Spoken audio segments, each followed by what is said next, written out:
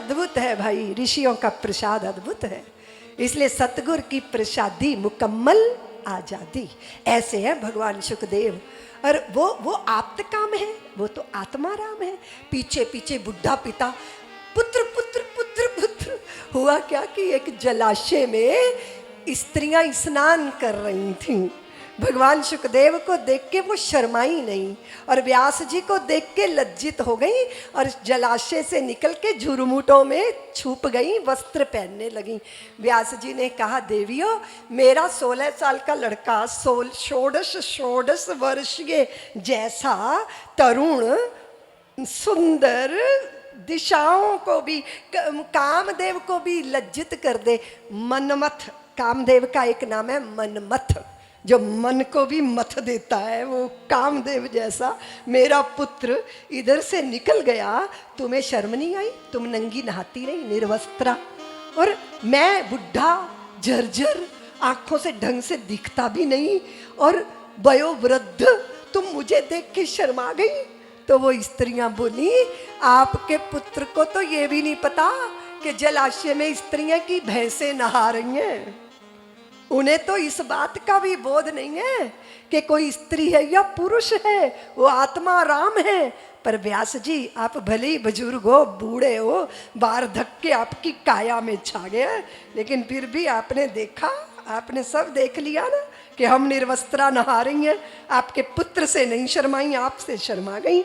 ये सब कुछ आपने संज्ञान में ले लिया, पर आपके पुत्र ने ये कुछ नहीं देखा। जो आत्मा राम है उससे क्या लज्जा करनी व्यास जी। इसलिए हम निश्चिंत होके जलाशय में स्नान करती रही। ऐसे भगवान सुखदेव को प्रणाम कर लीजिए, उनके चरणों में प्रणत प्रणाम। और हुआ ये कि लग रहा है उनको कि मेरे पुत्र ही हैं इस योग्य की वो भागवत की कथा कहे, उनके मुख से भागवत की कथा हो।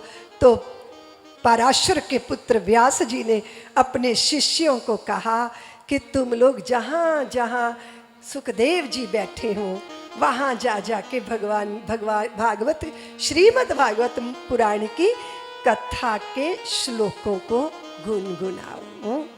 वरहापीडं नटवर वपु कर्णयोः कर्णिकारं बिभ्रधवासः कनककपिशं वैजयन्तीं च माला रन्ध्राणवेणुरधरसुधया पूरयन् गोपवृन्दैर्वृन्दारण्यं स्वपदरमणम्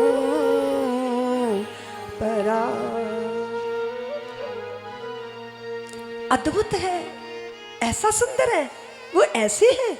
उन्होंने मोर के पंख धारण किए हैं, वो अधरों पे बांसुरी रखते हैं, उनकी आंखें इतनी सुंदर है, ऐसे अधर पल्लव है। वाह, वरहा पीड़म नटवर वपु, हाँ ऐसे सुंदर, वो तो मुझे चाहिए, उनका तो मैं अनुगामी बनूंगा, उनका तो चिंतन करूंगा, उन्हीं की शरण में जाऊंगा।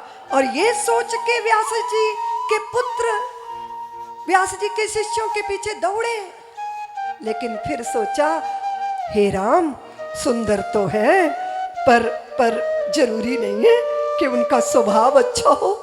तो चुपचाप लौटकर अपने आसन पर बैठ गए सुखदेव भगवान। आत्मा राम है, रमण करते स्वयं में। तो व्यास जी के शिष्यों ने फिर दोहराया, अहो वकीयं सनकालकूटं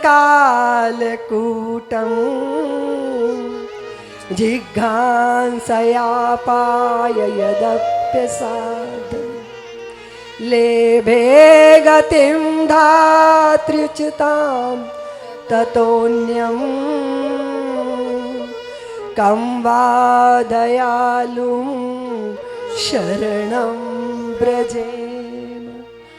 अहो वकीयम, क्या बताया कि जो पूतना स्तनों पर कालकूट लगाकर आई थी, उनको मार देने की इच्छा से माता की तरह दूध पिलाया है, दयालु प्रभु ने यही देखा और उस पूतना के लिए भी स्वर्ग के कवाड़ खोल दिए। वो इतने दयालु है, वो इतने परमालु है, वो इतने करुणावान है। वो जब देखा स्वरूप भी अच्छा है, स्वभाव भी अच्छा है, तो सुखदेव बोले और बोलो और बोलो। तो व्यास जी के शिष्य बोले और सुनना है तो चलो अपने पिताजी के पास। जैसे पिन्हाई हुई गैया के पीछे बछड़ा दौड़ा चला जाता है, जैसे प्रियतमा के लिए प्रेमिका दौड़ी चली जाती है, जैसे परदेसी पुत्र आया है ये श्रवण करके माता दौड़ी चली जाती है, ऐसे ही मंत्र मुग्ध से सुखदेव भगवान व्यास जी के शिष्यों के पीछे दौड़े चले गए। संध्या की बेला थी और हम भारतीय संध्या की बेला को गोधूली बेला कहते हैं। गौ माताएं जब वन से चर के वापिस आती हैं और उनके चरणों की धूल जब आसमान पर छा जाती है, वो संध्या बेला। क्या है वो? गोधूली बेला। क्या है वो? गोधूली बेला। व्यास जी ध्यान मग्न थे और सुखदेव ने व्यास आश्रम के द्वार पर खड़े होकर कहा, पिताजी मुझे भागवत श्रवण करनी है। बस जैसे ही ये मधुर स्वर कान में गया, व्यास जी ने आंखें खोली और देखा सम्मुख सुखदेव खड़े हैं। दौड़े व्यास जी सुखदेव को आलिंगन में बांध लिया। शक्ति वालों, ये व्यास और सुखदेव का मिलन नहीं हो रहा, ये ज्ञान और वैराग्य का मिलन हो रहा है। दिशाएं धन्य हो गई, दिशाएं कृतार्थ हो गई, देव प्रसन्न हो गए, धरती आनंदमय हो गई, अंतरिक्ष कृतार्थ हो गया, प्राणियों की मुक्ति का मार्ग प्रशस्त हो गया। मृत्यु से बड़ा भय संसार में कुछ नहीं होता, उस भय मुक्ति का साधन मिल गया। सुखदेव कथा श्रवण करने के लिए आ गए। किसने रची? व्यास जी ने। किसने गाई? सुखदेव जी ने। किसने श्रवण की? सवाल जब ये पैदा हुआ तो फिर परीक्षित जी की कथा आई। कौन थे वे? उत्तरा के पुत्र। कौन थे वे?